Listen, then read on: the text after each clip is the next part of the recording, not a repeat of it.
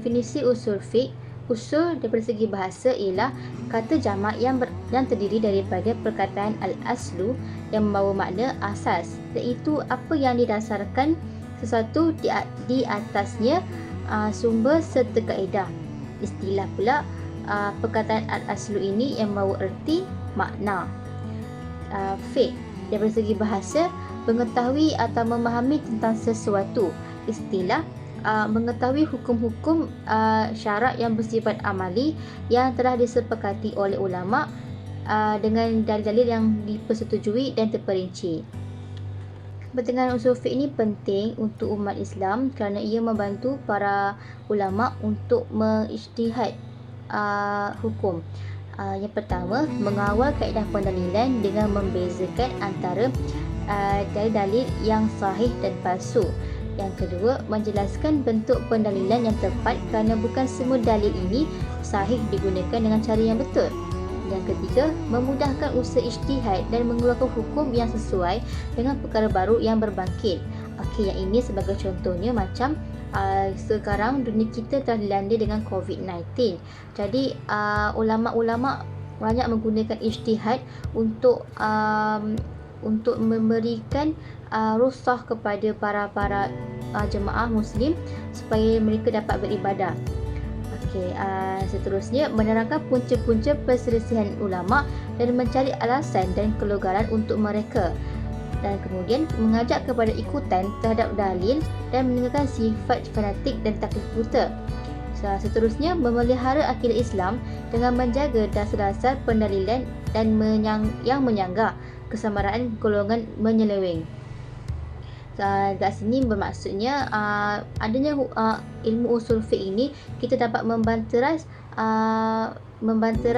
pendalilan yang bercanggah dengan agama dan telah diseleweng oleh manusia yang tidak bertanggungjawab. Seterusnya, mengawal kaedah-kaedah perdebatan dan perbincangan dengan selalu merujuk kepada dalil yang sahih lagi muktabar.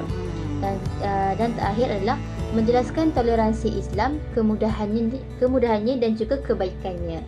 Okey, di sini saya akan kaitkan dengan satu isu yang mana hukum makan telur balut. Okey, telur balut ini banyak terdapat di negara Filipina kerana mereka yang mewujudkan makanan telur balut ini.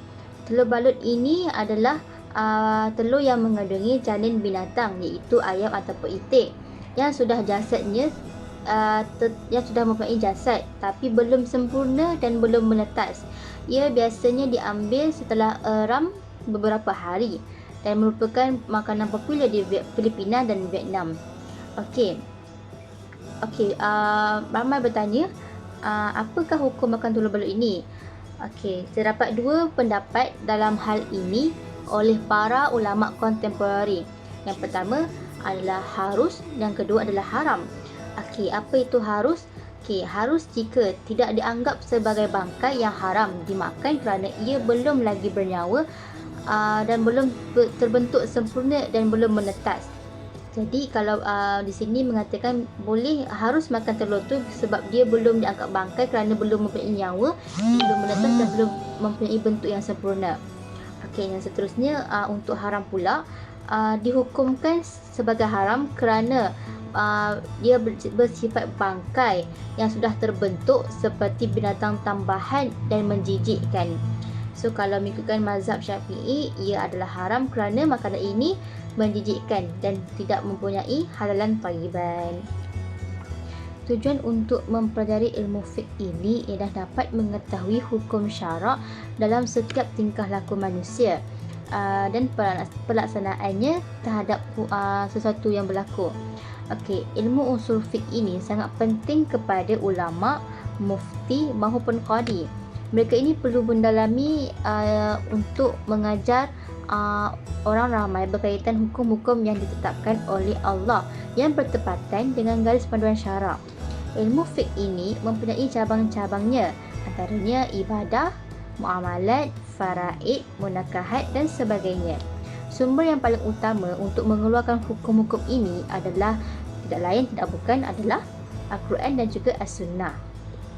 Terdapat juga sumber yang sokongan yang seperti qiyas, istishab, istisad, mursalah mursalih, dan seumpama dengannya.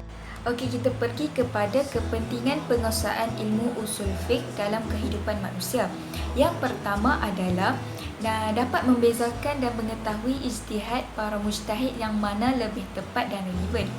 Yang kedua, dapat memanfaatkan usaha daripada ijtihad para mujtahid yang terdahulu dalam mengeluarkan sesuatu hukum berdasarkan perjalanan para mujtahid.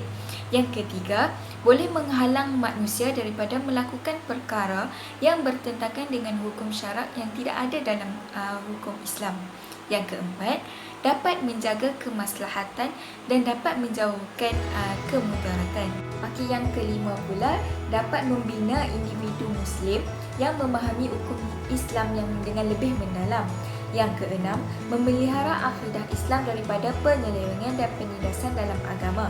Dan yang terakhir, dapat mengetahui faktor-faktor berlakunya perselisihan ulama dalam mengeluarkan sesuatu hukum.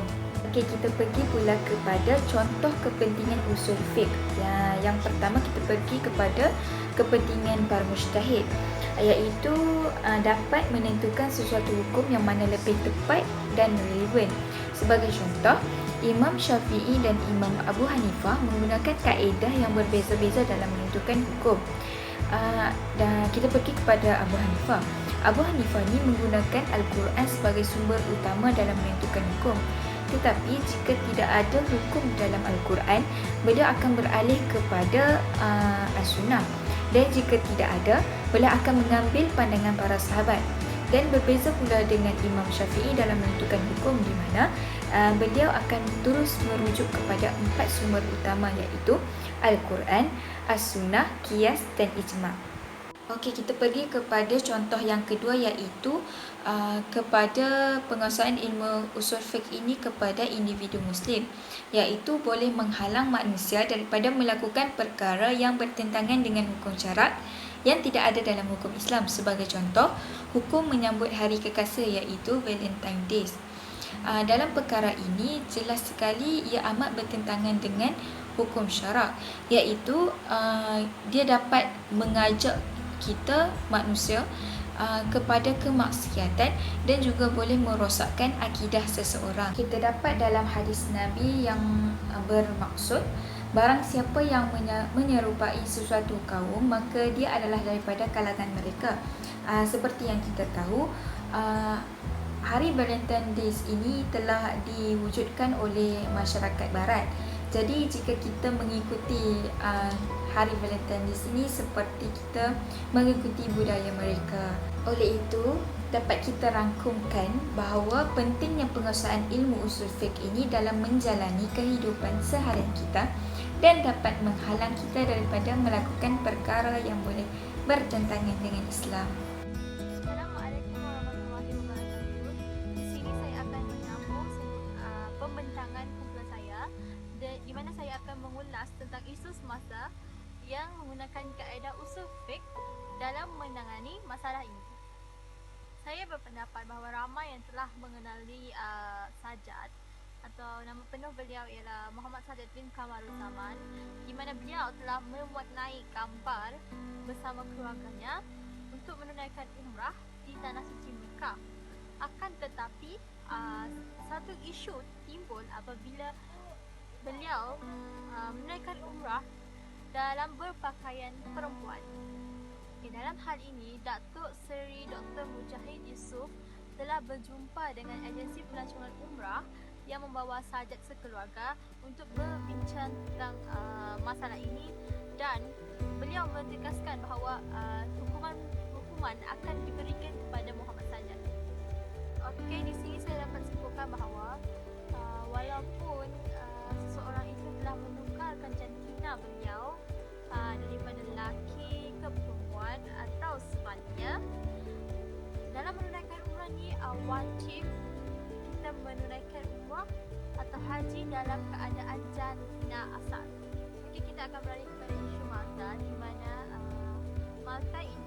minuman Malta ini merupakan minuman keluaran daripada kilang yang mengeluarkan arak terbesar di dunia. Okey, yang menjadi permasalahan dalam pengambilan minuman tersebut. Okey, syubhah ini bermaksud sesuatu yang mempunyai kekeliruan dalam mengenal pasti antara halal dan haram. Yang menjadi permasalahan dalam kes ini ialah walaupun minuman malta ini tidak mengandungi alkohol sama sekali, tetapi disebabkan oleh ia merupakan pengeluaran daripada kilang arak. So, alangkah baiknya sebagai seorang Muslim hendaklah kita menghindari perkara syubhat. Ini merupakan langkah berjaga-jaga dalam pengambilan sesuatu makanan atau minuman untuk memastikannya bahawa ianya diyakini halal. Dalam satu hadis ada menyebut dari Abu Abdillah Nu'man bin Bashir radhiyallahu anhu, dia berkata, saya mendengar Rasulullah sallallahu alaihi wasallam bersabda, sesungguhnya halal itu jelas dan yang haram itu jelas. Di antara keduanya terdapat perkara-perkara yang syubhah yang tidak diketahui oleh banyak orang. Maka siapa yang takut terhadap syubhah bererti dia telah menyelamatkan agamanya dan kehormatannya. Dan siapa yang terjerumus dalam perkara syubhah maka akan terjerumus dalam perkara yang diharamkan. Okey, di sini kita dapat simpulkan bahawa mengelak daripada mengambil makanan atau minuman yang mengandungi syubhah ini dapat memelihara agama dan juga dapat mengelakkan diri daripada terjerumus dalam perkara yang tidak halal. Okey, isu yang seterusnya.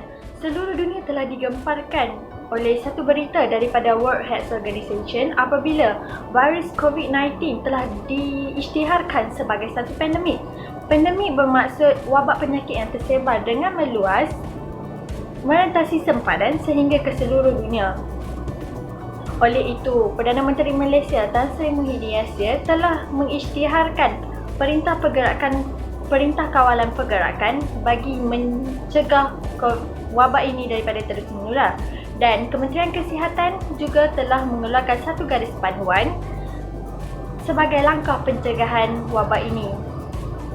Antaranya, semua perhimpunan yang melibatkan orang ramai perlu ditangguhkan bagi mencegah jangkitan COVID-19 berlaku. Sekiranya mengalami gejala jangkitan saluran pernafasan, dinasihatkan agar tidak menghadiri program yang melibatkan orang ramai atau tempat yang padat termasuk aktiviti keagamaan. Individu yang bergejala dinasihatkan agar menjarakkan diri social distancing sekurang-kurangnya 1 meter apabila berhadapan dengan individu yang lain.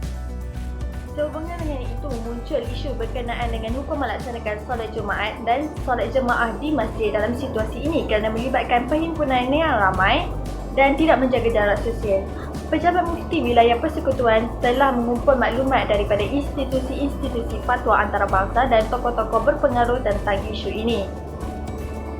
Fatwa yang telah dikeluarkan antaranya dari Muzakarah Khas Majlis Kebangsaan Hal Ehwal Ugama Islam MKI ialah solat Jumaat perlu ditangguhkan dan untuk tempoh 10 hari bermula daripada 17 hingga 26 Mac 2020.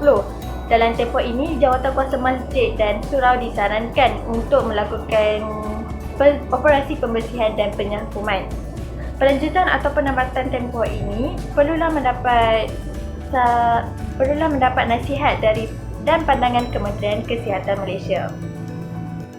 Selain itu, Hayat Akibar Ulama Al-Azhar Al-Sharif telah memaklumkan tentang keharusan di sisi syarak untuk menghentikan solat Jumaat dan solat berjemaah di setiap kawasan berikutan penularan wabak COVID-19 ini. Walau bagaimanapun, setiap orang boleh melakukan solat berjemaah seperti biasa tetapi di rumah dan menjadi satu kewajipan syarak ke atas setiap warga negara untuk mematuhi arahan yang telah dikeluarkan oleh pemerintah. Kesimpulan daripada fatwa-fatwa yang telah diputuskan tentang penangguhan solat Jumaat dan solat jemaah di kawasan masjid telah diambil daripada beberapa dalil yang tertentu. Hal ini bertepatan dengan konsep maqasid syariah iaitu menjaga nyawa, hifz an-nafs. Haram seseorang itu sengaja membiarkan dirinya terdedah kepada bahaya dan kebinasaan dengan tidak mengikut langkah-langkah pencegahan yang telah ditetapkan. Hal ini bersandarkan kepada firman Allah daripada surah Al-Baqarah ayat 195 yang bermaksud, dan janganlah kamu sengaja mencampakkan diri kamu ke dalam bahaya kebinasaan. Oleh itu, jika dibiarkan perhimpunan beramai-ramai, walau apapun tujuan, maka ia sangat berisiko untuk membawa kepada kemuratan dan kebinasaan. Sedangkan prinsip dalam Islam adalah menolak kemuratan berdasarkan kaedah-kaedah fiqh yang diriwayatkan oleh hadis yang diriwayatkan oleh Ibnu Majah yang membawa maksud tidak boleh mudarat dan tidak boleh memudaratkan. Oleh itu, sebagai umat Islam, kita perlu menjaga diri daripada kemuratan dengan mematuhi arahan daripada pemerintah. Secara ringkasnya, ilmu usul fiqh sangat penting dalam proses mengistimbat hukum dan ia juga dapat menjaga syariat Islamiah. Hal ini kerana ilmu usul fiqh memelihara dalil-dalil pensyariatan daripada disalahguna oleh orang ramai. Sebagaimana ia juga turut menjaga hujah-hujah dan juga sandaran bagi hukum hakam. Oleh itu, sebagai umat Islam, kita digalakkan untuk mempelajari ilmu usul fiqh supaya dapat memahami dengan tepat nas-nas Al-Quran dan hadis Nabi serta mengelakkan daripada terkeliru dengan isu-isu khilaf dalam fiqh.